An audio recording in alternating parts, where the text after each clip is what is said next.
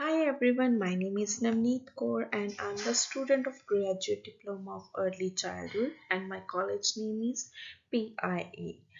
And here I am going to give the presentation of Child Safety Standard. So here let's start with the introduction. The safety of the children in early childhood education and care is a core aspect of responsibility. In this presentation, the application of three vital standards culturally safe environment, child and student empowerment, and child safety knowledge skill awareness is being discussed. Standard first of Victorian Child Safe Standard focuses on the development of culturally safe environments that support the respectful and collaboratory recognition of identity of Aboriginal and Torres Strait Islander children with ECECE services, cultural affirmation and promotion of a sense of a belongings among the children in ECEC settings are embedded in their well-being and learning. On the one hand, the early years learning framework argues that the educators should foster identity, a sense of belongings, as well as cultural diversity and respect. A number of policies and framework underpin the adoption of their standards.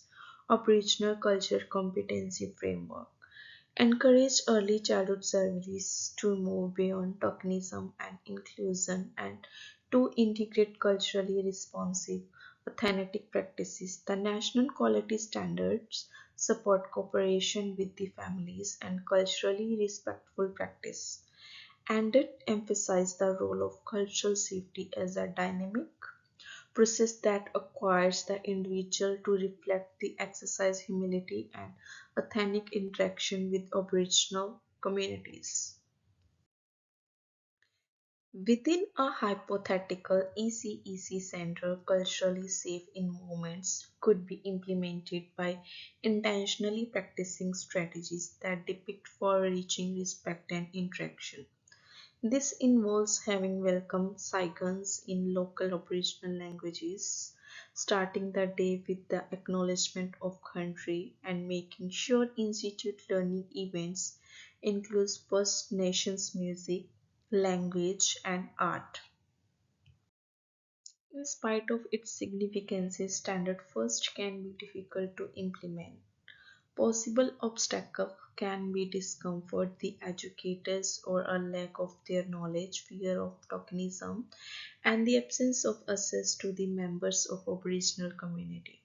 To address them, services are advised to invest in cultural safety training, present or future, develop close partnership with Aboriginal organizations and cooperative with communities to co-design culturally safe policies. Standard third of BCSS emphasizes empowering children and allowing them to know their rights, have opinions, to be involved into the decision making process regarding them. This is especially relevant in ECEC environments where young children are developing preliminary notions of safety, trust, and autonomy. The empowerment helps with self-confidence and strength to become less prone to abuse and more prone to seeking assistance.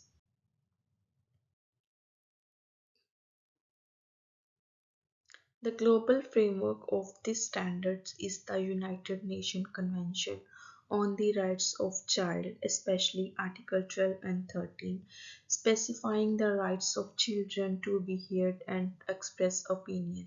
This is handled by the NQS and child safe standards that promote child-centered policy that take into account the student voice. Teachers need to play the proactive role of creating learning environments in which the opinions of children are valued and addressed. As Darkilo notes, teachers need to change their position to one of co-learner who co-create the knowledge and safety routine with children. Children empowerment in a hydrothetical ECEC center may entail a number of strategies. Children who are nonverbal and younger can be represent their feeling through visual means by using emotion chart or how do I feel bored. The children can provide suggestions by simply having suggestion boxes or story based discussions, education about body safety and consent, which begin at the age appropriate level with either Braveheart and protective behaviors framework explain to children their rights.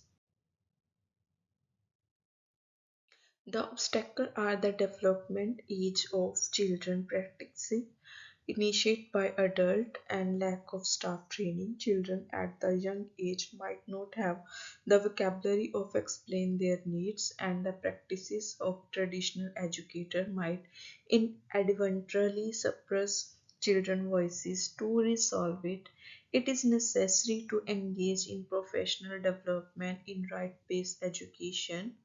Complex concepts can be taught using game-based practitionary method include dramatic play and group discussion.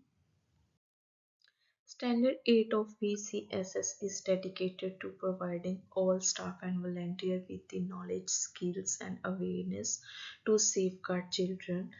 This is essential during ECEC where educators are at the center of dedicating and preventing damage at the early age. According to the NQS and EYLF, to ensure safe, supportive learning environments, professionals should be competent and ethically conscious. Practices like the Royal Commission into Institutional Responses to Children's Sexual Abuse underscore the role of continuous professional learning. The Alehan and Madeline Foundation emphasize the necessity to train in trauma-informed care and mandatory reporting. The NQS asks the leadership to address the capability to staff by way of directed introduction guidance and the availability of contemporary safeguarding training.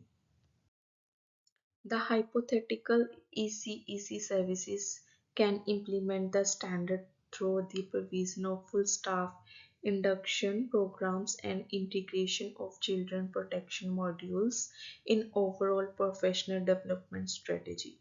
Trauma informed practices, embedding and reflection talk about ethical dilemmas can be used to further the understanding of awareness safety staff meeting may develop a common language around safety can improve team confidence when disclosing of raising concern.